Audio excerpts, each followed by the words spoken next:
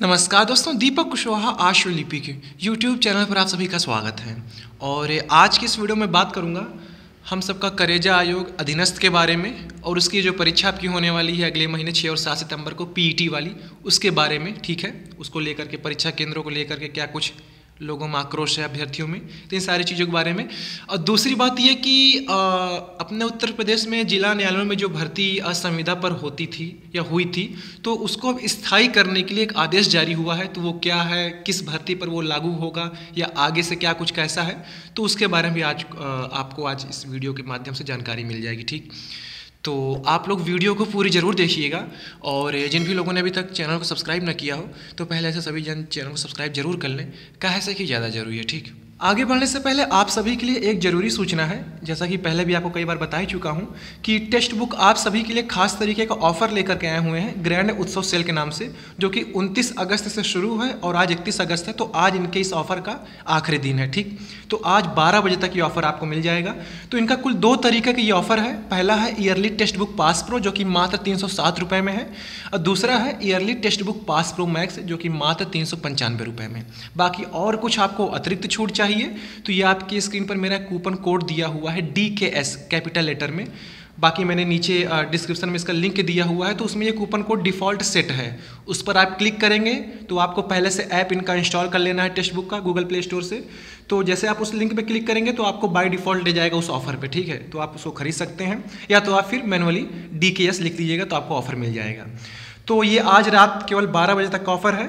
ठीक है, 4 दिन से चल रहा है। तो इसमें यह है कि आप किसी भी तरीके की भर्ती परीक्षा की तैयारी कर रहे हो, चाहे केंद्र स्तर की भर्ती हो या फिर किसी अन्य राज्य, जैसे अपने उत्तर प्रदेश राज्य की हो गई, तो सभी के लिए आपको हर तरीके की भर्ती परीक्षा के लिए यहाँ से मॉक टेस्ट लगाने को मिल जाएगा। जैसे परीक्षा में हूबहू आता है उसी पैटर्न पर, या आप ये भी कह लीजिए कि अलग अलग सब्जेक्ट वार भी आपको यहाँ से मिल जाएगा।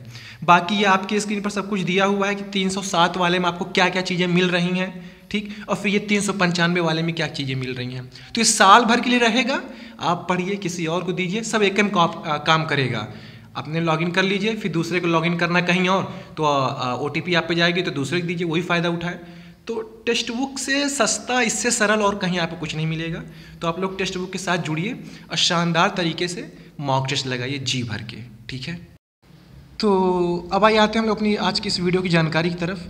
तो पहली जो खबर है वो उत्तर प्रदेश के जो अधीनस्थ एवं जिला न्यायालय हैं, जिला सत्र न्यायालय, वहाँ के लिए कि जो पूर्ववर्ती भर्तियाँ हो चुकी हैं संविदा पर, उनको स्थायी करने के लिए। ठीक है, तो इसके लिए एक आदेश जारी हुआ है। देखिए, ये रजिस्ट्रार जनरल जो हाई कोर्ट के, उनकी तरफ से सभी जिला एवं सत्र न्यायालय को। ठीक, तो विषय ये है कि ये 19 अगस्त 2025 को जारी हुआ। ठीक, उत्तर प्रदेश तदर्थ नियुक्तियों का नियमितीकरण लोक सेवा आयोग के कार्यक्षेत्र से बाहर के पदों पर चतुर्थ संशोधन नियमावली 2021 एवं सिविल अपील संख्या इतना सुनील कुमार शुक्ला एवं अन्य बनाम राजीव शुक्ला एवं अन्य में पारित माननीय सर्वोच्च न्यायालय के निर्णय दिनांक इतना के अनुपालन में तत्कालीन फास्ट ट्रैक एक्स कैडर न्यायालयों के तदर्थ कर्मचारियों के नियमितीकरण करने के संबंध में। तो ये रहा विषय, अब इससे आप लोग समझ लेना। ठीक, लिखा क्या है, उपर्युक्त विषय पर मुझे आपको सूचित करना है कि मामले पर सावधानी पूर्वक विचार करने के बाद माननीय न्यायालय ने यह संकल्प लिया है कि पूर्ववर्ती फास्ट ट्रैक न्यायालयों के तदर्थ नियुक्तियों की सेवाएं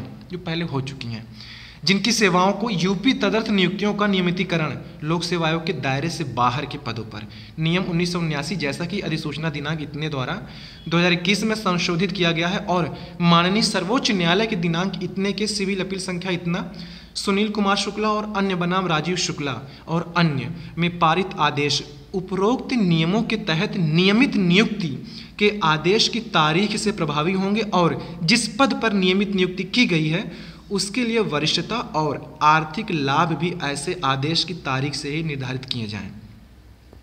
ठीक है, तो अब ये उनके लिए है कि जो पूर्ववर्ती भर्तियाँ हो चुकी हैं, परीक्षाएं कह लिया एक तरीके से हो चुकी है, तो उनको स्थायी करने के लिए। ठीक है, अब ये किस पर लागू होता है अभी तो देखने वाली बात हुई कौन कौन सी, क्योंकि 2017 में एक भर्ती आई थी फास्ट ट्रैक कोर्ट से, स्टेनो क्लर्क वगैरह, तो वो फिक्स पेमेंट पे था। तो जहाँ तक मुझे जानकारी मिली है उसके लिए तो ये भी फिलहाल नियम नहीं लगा है उस पर। उसके पहले एक आध कोई भर्ती आई थी उसके लिए लागू हुआ है। बाकी 17 वाले अपना पता करते रहें, शायद हो सकता है उनके में कुछ हो ही जाए इसी के आधार पर। बाकी भविष्य में तो ये भी संविदा पर नहीं ही देंगे भर्तियाँ, ठीक है। अच्छा, 17 के बाद फिर संविदा पर ये भर्ती आई भी नहीं थी ऐसी कोई, ये भी आपको ध्यान होगा। तो ये सारी चीज़ें थी उत्तर प्रदेश के जिला न्यायालयों के लिए जो संविदा में भर्ती हो चुकी है। ठीक है, तो यही है कि अब आप लोग नियमित हो जाएंगे। तो खैर ये जिला सत्र न्यायालय भर्ती बात हो गई। अब हम लोग बात कर लेते हैं अपने उत्तर प्रदेश के करेजा आयोग अधीनस्थ के बारे में। ठीक है, उससे मस्त तो कुछ है ही नहीं है, समझ लो आप।